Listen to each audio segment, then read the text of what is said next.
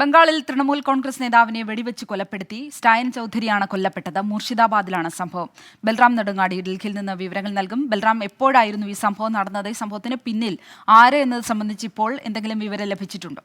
ശ്രീലക്ഷ്മി, സംഭവത്തിന് പിന്നിൽ ആര് എന്നതുമായി ബന്ധപ്പെട്ട ഇപ്പോൾ വ്യക്തമായ സൂചനകളൊന്നും ലഭിച്ചിട്ടില്ല എന്നാണ് പശ്ചിമബംഗാൾ പോലീസ് അറിയിക്കുന്നത്. ഇന്ന് ഉച്ചയോടെയാണ് പശ്ചിമബംഗാളിലെ മുർഷിദാബാദ് ജില്ലയിലെ തൃണമൂൽ കോൺഗ്രസിന്റെ ജനറൽ സെക്രട്ടറിയായ സത്യൻ ചൌധരിക്ക് നേരെ വെടിവെപ്പുണ്ടായത്. രണ്ട് ബൈക്കുകളിലായി എത്തിയ അക്രമി സംഘം ഇയാളുടെ തൊട്ടടുത്തെത്തി വെടിയുതിർക്കുകയായിരുന്നു. ക്ലോസ് റേഞ്ചിലാണ് വെടിവെച്ചത് എന്നതുകൊണ്ട് തന്നെ വളരെ പെട്ടെന്ന് തന്നെ മരണം സംഭവിക്കുകയായിരുന്നു. വെടിയേറ്റ ഉടൻ തന്നെ സത്യൻ ചൌധരിക്ക് ഒപ്പമുണ്ടായിരുന്ന ഇയാളുടെ അനുയായികൾ ആശുപത്രിയിൽ എത്തിച്ചെങ്കിലും ജീവൻ രക്ഷിക്കാനായില്ല. ആശുപത്രിയിൽ വെച്ച് മരണം സ്ഥിരീകരിച്ചു.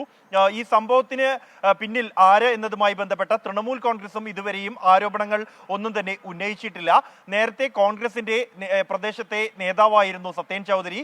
നിലവിൽ കോൺഗ്രസിന്റെ ലോക്സഭാ കക്ഷി നേതാവായ അധിർ രഞ്ജൻ ചൌധരിയുമായി അടുപ്പമുള്ള ഒരു നേതാവായിരുന്നു. എന്നാൽ തൃണമൂൽ കോൺഗ്രസ് രൂപീകരിക്കപ്പെട്ടതിന് ശേഷം തൃണമൂൽ കോൺഗ്രസിലേക്ക് മാറിയ നേതാവാണ് സത്യൻ ചൌധരി എന്നുള്ളത്. കഴിഞ്ഞ പഞ്ചായത്ത് തിരഞ്ഞെടുപ്പുമായി ബന്ധപ്പെട്ട സംസ്ഥാനത്ത് ഏറ്റവും കൂടുതൽ അക്രമ സംഭവങ്ങൾ ഉണ്ടായ പ്രദേശങ്ങളിൽ ഒന്നാണ് മുർഷിദാബാദ് ജില്ല.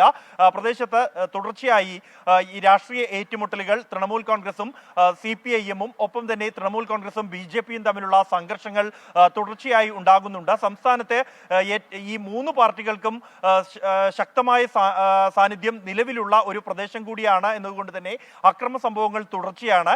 ഈ സംഭവത്തിന് പിന്നാലെ പ്രദേശത്ത് പോലീസിനെ കൂടുതലായി വിന്യസിച്ചിട്ടുണ്ട്. ശ്രീലക്ഷ്മി. ശരി, ബൽറാം നെടുങ്ങാടി ഡൽഹിയിൽ നിന്നും.